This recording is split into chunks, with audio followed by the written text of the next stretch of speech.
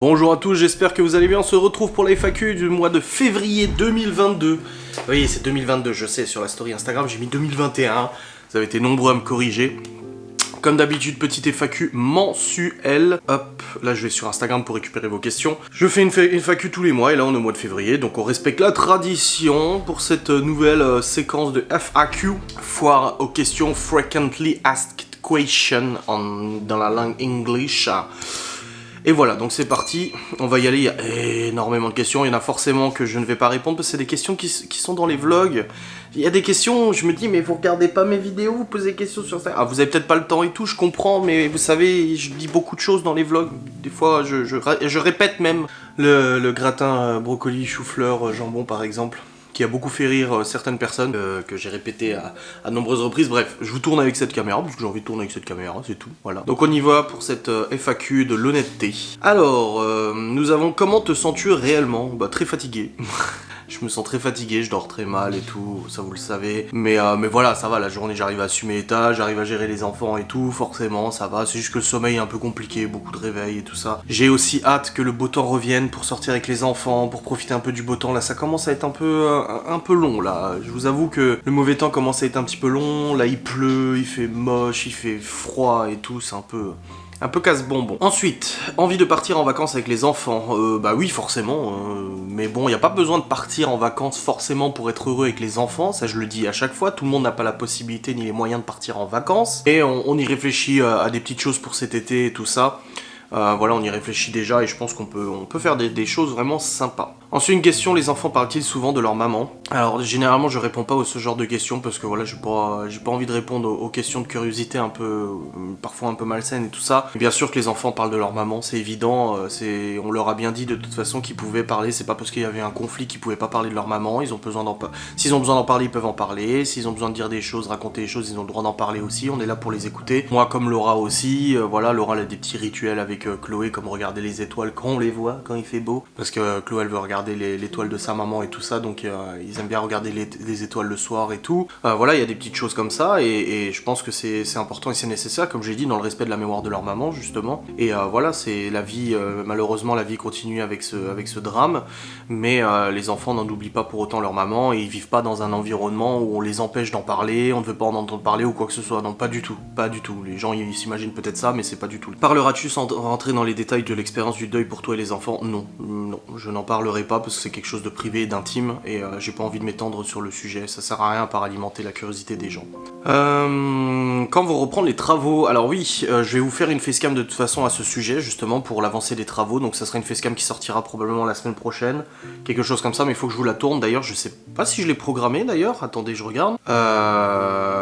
Ouais, je la tourne vendredi cette facecam, donc ça viendra, vous inquiétez pas.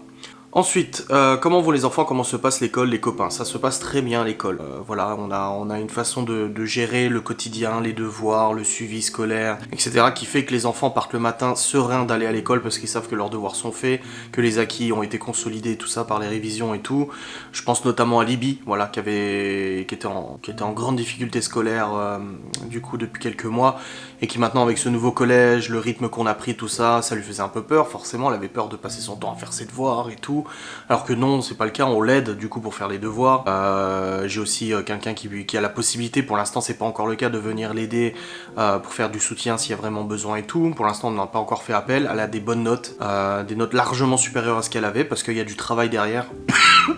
Et je la sens épanouie là-dedans. On en parle régulièrement avec Libby, voilà, elle rentre, elle me dit ah, j'ai eu un 13 sur 20, un 17 sur 20, etc. Même un 10 sur 20, tu vois, elle a ramené un 10 sur 20 en maths. Les maths, c'est une matière où elle avait énormément de retard et de difficultés, mais elle a quand même réussi à décrocher un 10 sur 20, et je lui dis mais c'est génial. C'est sûr, c'est juste la moyenne, mais comparé à ce qu'il y avait depuis quelques mois, c'est énorme, quoi. Pas d'avertissement, tout ça, vraiment, le suivi, il est bien, ils se sentent bien, Libby se sent bien à ce collège, elle s'est fait des amis, Léo et Théo se sont fait aussi des camarades, le comportement de Léo et Théo en classe se passe bien, voilà, on parlait beaucoup de Théo problématique, bah nous ça se passe bien à la maison, ça se passe bien ici depuis un peu plus d'un mois, ça fonctionne bien, et à l'école il a fait d'énormes, il y a vraiment un énorme changement de comportement à l'école, voilà, il est fier de rentrer le soir en disant j'ai été sage. Il faut surtout vis-à-vis de Laura. Il a énormément de complicité avec Laura et la première chose qu'il me dit le soir quand il rentre, c'est ah j'ai été sage, faut que je le dise à Laura. C'est le truc trop important pour lui, tu vois. Et Chloé se fait à sa petite vie à maternelle, est contente, voilà. Ils aiment bien leur école, ils y vont avec le sourire, ils y rentrent avec le sourire. Ils nous donnent vraiment de bons retours sur le corps enseignant et le corps pédagogique. Et ça, je tenais à le préciser aussi en vidéo, c'est que on a la chance ici, en tout cas dans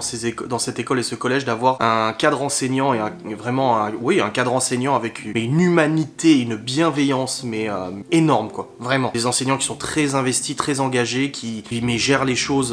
Voilà, ils ont récupéré 4 enfants d'un coup qui venaient d'une autre école, d'un collège. Pourtant, ils ont vraiment fait ce qu'il fallait pour qu'ils soient bien intégrés. Ils ont fait ce qu'il fallait pour qu'ils se sentent bien et tout, en adaptant les choses. Et franchement, c'est génial, vraiment. Ça se passe très bien. Les horaires du coup leur convient aussi. Voilà, ils rentrent à 16h, 16h15, le temps de rentrer à la maison et tout ça le soir. Donc ils ont largement le temps de faire leurs devoirs, de s'amuser, de rigoler, de prendre leur douche et tout ça. Ça leur laisse beaucoup de temps pour souffler et respirer. Libye au collège, elle a des horaires qui sont vachement cool. Donc des fois, elle rentre à 15h30 au lieu de 16h30. Donc elle est contente de pouvoir rentrer à la maison. Des fois, ça arrive qu'à midi, elle puisse rentrer parce qu'elle a 2-3 heures de battement entre midi. Et du coup, elle me dit ah, je peux rentrer manger. Je dis ouais, vas-y, rentre à la maison manger, y a pas de souci et tout ça.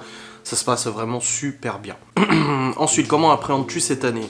J'ai pas forcément d'appréhension pour cette année ou quoi que ce soit. Comme j'ai dit, moi, vis-à-vis de tout ce qui arrive, les médias, les machins et tout ça, moi, j'ai engagé un avocat. Je le paye suffisamment. J'ai engagé un avocat pour qu'il s'occupe de ça et que moi, ça me sorte de la tête. Je suis quelqu'un qui aime pas déléguer, mais au bout d'un moment, voilà, c'était nécessaire que toutes les plaintes que j'ai déposées, des dizaines de plaintes et tout ça, soient prises en compte par un avocat, par un procureur et tout ça. C'était important pour moi que ce soit quelqu'un qui gère ça de manière externe. Voilà, moi, je lui envoie les dossiers et lui, je sais qu'il gère les choses correctement de son côté, ça se passe bien et moi ça me permet de soulager. Donc j'espère que cette année sera une année de retour au calme après 2 ans de combat, 2 ans de difficultés et tout ça pour les enfants en premier et puis pour nous aussi. Voilà, que ça puisse s'apaiser et qu'on puisse aller de l'avant et concrétiser les projets qu'on avait du coup avec les enfants et qu'on voulait faire en ayant la garde. Quand vas-tu faire de la vidéo travaux des abonnés? J'arrête pas de la reporter, mais faut que je la fasse. je le sais.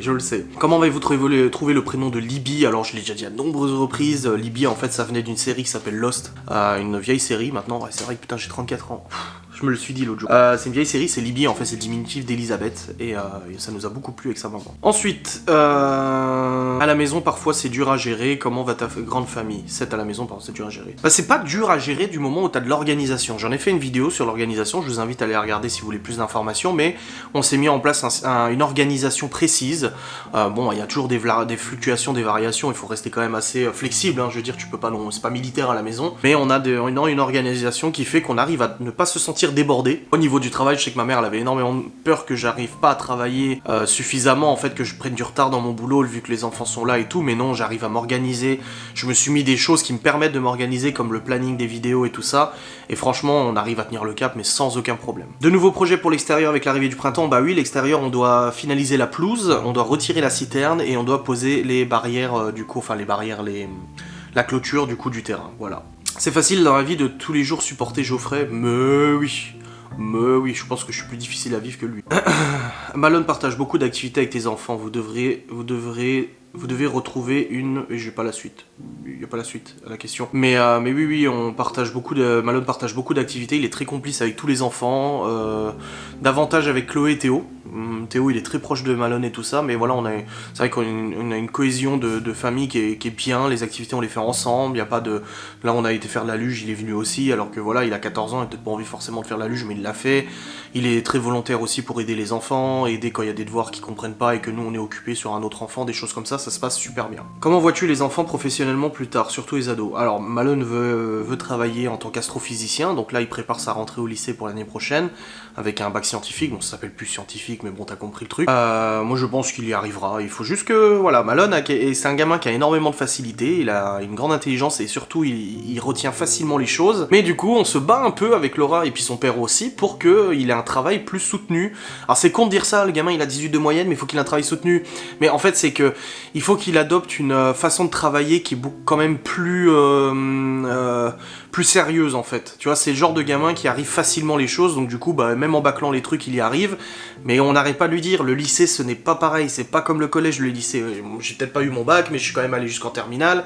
Et je lui ai dit, tu verras que ça change tout, et il faut vraiment qu'il arrive à prendre un process en fait, faut qu'il arrive à être plus organisé dans son travail, et je pense que ça se passera davantage. Donc voilà, il veut être astrophysicien. Et Libby, de son côté, elle voudrait être coiffeuse, voilà. Elle arrête pas d'en parler, je vais être coiffeuse, je vais être coiffeuse. Je trouve que c'est très bien, voilà. C'est un service à la personne et tout, je trouve que c'est très bien. Et pareil, voilà, donc là pour l'instant elle est au collège, donc il n'y a pas d'orientation pour l'instant. Mais après, si elle doit faire un apprentissage en coiffure et tout, bah on l'accompagnera avec plaisir. Il me pose la question, va-t-on revoir les enfants dans les vlogs? Alors j'en ai parlé en live, je pense que tout le monde n'a pas forcément vu ce point en live, donc comme je l'ai expliqué, je ne mettrai pas en scène les enfants, il n'y aura pas de vidéo avec les enfants, il n'y aura pas de partenariat, j'en ai refusé plusieurs avec les enfants, des trucs Sergent Major, des pubs, machin avec les enfants, je refuse. Maintenant, j'estime que voilà, les apercevoir derrière, vite fait ou quoi que ce soit, il n'y a rien de dangereux, il n'y a rien de grave, tant qu'ils sont pas exposés, voilà, s'il y a un enfant qui vient sur mes genoux, je bouge la caméra, mais si quand je fais une story, là hier j'ai fait un vlog où les filles elles sont volontairement mises devant la caméra en disant ah coucou machin pendant une demi-seconde, voilà, je vais pas m'amuser à flouter, couper machin etc, je trouve que il y a bien pire sur internet et il y a bien eu pire dans le passé du coup en vlog etc et c'est pas un drame, mais ils seront pas mis en scène, il y aura pas de surexposition, il y aura pas voilà, vas-y raconte à la caméra, enfin je le faisais pas mais là Chloé qui prend la caméra pour faire coucou machin et je le laisse, ça il y aura pas tu vois. Donc voilà, c'est juste une façon différente de gérer. Comme j'ai dit, c'était une bonne chose finalement de beaucoup moins les montrer en vlog, finalement c'est pas plus mal et ça arrive de se remettre en question. Donc ça restera comme ça, mais je vais pas en chier une pendule parce qu'on voit un visage d'un enfant derrière qui passe vite fait, ou parce que je fais une story, on voit bah là dans la vidéo à la neige, à la luge, on voit Libby qui rigole, c'est bon, il y a rien d'exceptionnel quoi. Comment gères-tu le changement que vous venez de vivre? Bah en fait on le gère bien dans la mesure où c'est ce qu'on voulait. Malheureusement pas dans ces conditions, bien évidemment. Laura et moi-même aurions préféré que ça se passe différemment, voilà, malgré les tensions et tout ça, mais ça se passe bien parce qu'en fait on y était préparé, ça fait plus d'1 an qu'on y est préparé, qu'on voulait cette garde principale pour le bien des enfants, leur stabilité, tout ça, et bah du coup ça nous tombe pas comme ça dessus, voilà, c'est pas un père qui d'un coup se retrouve avec les enfants alors il était en garde alternée ou en garde exclusive, enfin de l'autre côté, du coup un week-end sur deux. On le voulait, c'est ce qu'on souhaitait, donc je pense que du moment où déjà tu souhaitais ça peut que bien se passer si l'organisation elle suit derrière. Comptes-tu prendre quelques jours de vacances pendant les vacances scolaires? Non, je compte pas prendre des jours de vacances ou quoi que ce soit. Comme j'ai déjà expliqué, voilà, ce que je gagne sur YouTube, Twitch, machin, me convient parfaitement, et si je viens à moins faire de vidéos, les revenus seront moins élevés, je pourrais plus me verser mon salaire actuel. Voilà, il faut quand même se dire qu'en 2020 et 2021, j'ai dépensé énormément de thunes. Rien que 2020, je crois, c'était 20 000 € de dépensés en frais, en machin, en huissier, en ci, en ça. 2021, j'en étais à plus de 6 000 € de frais d'avocat pour la garde. 6 000 € quand même, c'est pas rien. Je veux dire, la réparation du Q7, j'ai payé 3 400 €. Enfin voilà, ça se chiffrait aussi à, je pense qu'en 2 ans, plusieurs dizaines de milliers d'euros. Donc ça fait quand même des frais, et cette année, j'ai encore des frais, hein. J'ai l'avocat que je paye, là, je viens de le payer et tout ça, donc je peux pas me permettre, là pour l'instant, mon salaire me convient, mais je peux pas me permettre de le descendre parce que je suis obligé de sécuriser quand même le foyer et les finances. À part les activités extérieures scolaires, est-ce que les enfants vont faire une activité sportive? Oui, c'est prévu, j'en ai parlé en vlog, il faut regarder mes vlogs. Quelqu'un me pose la question pour Ghost and Us, comment ça va se passer? Comme je l'ai expliqué, Ghost and Us, c'est la chaîne YouTube, le site internet m'appartenait, etc. J'ai pas déposé de marque, parce que pour moi ça sert à rien de façon de déposer une marque. Même s'il y a eu un dépôt de marque qui a été fait il y a quelques mois, ce dépôt n'a pas de valeur juridique dans la mesure où en fait il a été déposé, alors que moi je peux justifier que cette activité m'appartient et tout ça. Donc là-dessus, pareil, je m'étais rapproché d'un avocat conseil qui m'avait rassuré sur ce sujet en me disant que voilà, je risquais rien et je pouvais même moi-même porter plainte justement contre tout ça, mais voilà, on s'en fout. Ghost and Us pour l'instant reste Ghost and Us. J'avais pensé changer le nom, mais avant que tout ça n'arrive, hein, il y a 1 an, je m'étais dit ah, je vais peut-être changer le nom, et finalement j'ai pas que ça à foutre, et puis voilà, pour l'instant ça reste comme ça. Prévoyez-vous de rependre des poules? Pas du tout. J'ai pas envie qu'elle se fasse encore buter, ça m'intéresse pas. Ah non. Avez-vous gagné de l'argent dans la crypto-monnaie depuis que vous y êtes mis? Alors j'avais expliqué que j'avais fait une certaine mise, une certaine somme, j'avais quadruplé cette somme, c'était énorme. Et en fait, avec là, il y a toutes les cryptos qui sont en train de se casser la gueule. J'étais sur le Shiba, il s'est cassé la gueule. J'ai transféré sur le Doge après l'annonce d'Elon Musk. Finalement, ça n'a pas trop remonté. Pour l'instant, je vais même pas regarder parce que là, j'ai perdu plus que ce que j'ai investi.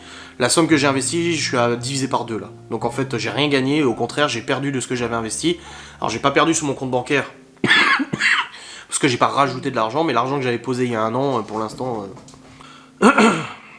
Mais encore une fois, comme j'ai déjà expliqué sur la crypto, quand on met de l'argent, c'est de l'argent qu'on est prêt à perdre, et ça c'est important. Le harcèlement continue ou ça a un peu arrêté? Non, le harcèlement continue, donc c'est mon avocat qui s'en occupe. Moi je transfère les choses, les insultes, les menaces de mort, etc. Mes parents aussi ont reçu des menaces de mort, Geoffrey aussi a reçu des menaces de mort, Laura aussi a reçu des menaces de mort. Et en fait c'est constamment alimenté par les articles dans la presse, par les vidéos YouTube, par les interviews et tout ça, c'est constamment alimenté. Et je pense que ça se calmera, mais pour l'instant en tout cas non, c'est quand même... Ça s'est un peu... Allez, je suis honnête, ça s'est un petit peu calmé, voilà. notamment sur YouTube, mais par contre sur Instagram et tout, c'est toujours pareil. Comment Laura se sent dans ce nouveau rôle à temps plein, niveau affect? Avec les enfants, ça se passe très bien, elle se sent bien avec eux, les enfants se sentent bien avec elle aussi, et ça se passe bien, et elle gère son rôle à merveille, et comme je l'ai dit avant, ça reprend un peu les mêmes termes, c'est qu'on y était préparé de toute façon. Est-ce que les chats vont aller dehors? Oui, c'est prévu, ils sont stérilisés d'ailleurs vendredi, et attendre une petite semaine après l'opération, ils vont commencer à sortir et tout ça. Ils ont envie parce qu'ils sont tout le temps à la fenêtre en train de gratter pour sortir, donc je pense que ça va leur faire plaisir de sortir un petit peu, mais il faut attendre qu'ils soient stérilisés. Les enfants sont team Disney ou Pixar? Disney. Mais bon, après, c'est pareil. Hein. Libye est-elle princesse ou basket? Basket. Basket maintenant. Elle était princesse quand elle était petite, maintenant c'est basket. Papy et Nini arrivent-ils à gérer les critiques? C'est pas les critiques envers eux. Bon, forcément, ça leur fait pas plaisir de recevoir des insultes et des menaces et tout ça. Surtout que voilà, mes parents ont 60 ans, ils ont trimé toute leur vie pour élever 3 gosses. Mon père a pas eu un boulot facile, ma mère non plus. Elle travaille encore à l'heure actuelle. Mon père est en retraite, mais ma mère travaille encore à l'heure actuelle. Donc elle doit s'occuper aussi de ma grand-mère, du coup de Nona qui est quand même assez âgée, donc c'est vrai que ça demande déjà beaucoup de stress, beaucoup de boulot. Alors en plus rajouter de ça des insultes, des menaces, la polémique, et puis ils s'inquiètent aussi pour moi vis-à-vis de tout ce que je prends plein la gueule. Mes parents sont tout à fait conscients de qui je suis, ils sont tout à fait conscients que je suis pas parfait, que j'ai des défauts, que j'ai fait des conneries dans la vie et tout ça, mais ils sont quand même là pour me soutenir, et je serai aussi là pour mes enfants, quoi qu'il arrive dans l'avenir. Voilà, mes enfants auront bon merder, auront bon faire des conneries, je serai toujours là pour eux parce que c'est le rôle d'être de parent, d'être présent pour ses enfants. Et c'est vrai que là c'est compliqué pour eux d'appréhender du coup toute cette haine, ces menaces, ces insultes. Déjà ça fait 2 ans, enfin ça fait plus que 2 ans que ça dure, mais depuis 2 ans ça s'est intensifié parce que voilà, sur Twitter les gens ont quasi totalement pris parti pour l'autre côté et pas pour moi, même si moi j'ai jamais demandé à ce qu'on prenne parti pour moi. Mais du coup c'est vrai que ça fait 2 ans que je m'en prends plein la gueule, que Laura s'en prend plein la gueule, et c'est très compliqué, et c'est vrai que mes parents ils dégustent pas mal. Et je trouve ça scandaleux en fait qu'on me fasse du mal à moi, c'est une chose, mais les gens en fait qui continuent leur harcèlement, leurs insultes, leurs menaces et tout ça, et les gens qui contribuent à tout ça, en fait ne réalisent pas qu'il y a des personnes de 60 ans derrière en fait qui en prennent plein la gueule aussi, tu vois. Et je trouve c'est en plus d'être irrespectueux envers moi, c'est d'autant plus irrespectueux envers mes parents qui ont toujours été là pour les enfants, même très très présents pour les 4 enfants, qui ont toujours été là pour moi, pour Laura, qui ont été là aussi pour leur maman. Donc voilà, je trouve que c'est dégueulasse. Vous avez prévu des vacances dans un camping? Ouais, on y réfléchit. Ouais. Comment réussis-tu à supporter la haine et la culpabilité que personne te font? La culpabilité, en fait, c'est les personnes qui en parlent, c'est pas ce que je ressens moi. J'ai fait des conneries, je le sais, j'ai fait des choses, je le sais, je les assume totalement. Mais comme je l'ai expliqué, la culpabilité, je pense que la culpabilité ne doit pas reposer que sur moi si des gens doivent s'expliquer. Est-ce que sans rentrer dans les détails, est-ce que Laura n'a pas pris peur de retrouver maman à temps plein de 5 enfants? Non. Comme j'ai dit, quand j'ai demandé cette garde, forcément, j'en ai parlé avec Laura, mais moi, mon idée était faite, mais c'est... Voilà, elle me l'a dit, je serai toujours là pour les enfants, je serai là et je t'accompagne à 100% dans cette démarche, et donc elle était partante dès le début, et donc il n'y a pas de raison qu'elle se sente mal, vu que de toute façon c'est quelque chose qu'elle désirait aussi. Comment vas-tu? Regrettes-tu le geste de leur maman? Bah écoutez, oui forcément, moi c'est ce que je lui ai dit, hein. Comme je vous ai dit, je l'ai eu énormément au téléphone au mois de décembre, on s'est jamais pris la tête ou quoi que ce soit au téléphone. Je préfère le préciser, ça a toujours été des discussions calmes et tout, même quand on est allé à la réunion pour Théo et tout ça, on a discuté longuement sur le parking après de plein de choses et d'autres et tout, et c'est ce que je lui disais, que voilà, la disparition de leur maman, ça serait la pire chose qui pourrait arriver aux enfants, que moi j'ai averti toutes les personnes qui pouvaient faire quelque chose concernant du coup cette fragilité, hein, de toute manière, qui était évidente de toute façon, et qui, en dehors des réseaux sociaux, etc., a été provoquée par énormément de choses dans sa vie personnelle que vous ne savez pas. Des choses que moi je sais, parce qu'elle me l'a dit, et parce que j'en ai été témoin aussi. Des choses assez compliquées, hein, que pour n'importe qui ça serait compliqué à gérer. Et j'ai essayé d'alerter toutes les personnes que je pouvais, voilà, toutes les personnes qui étaient concernées par cette situation et tout ça, et malheureusement, ça n'a visiblement pas suffi.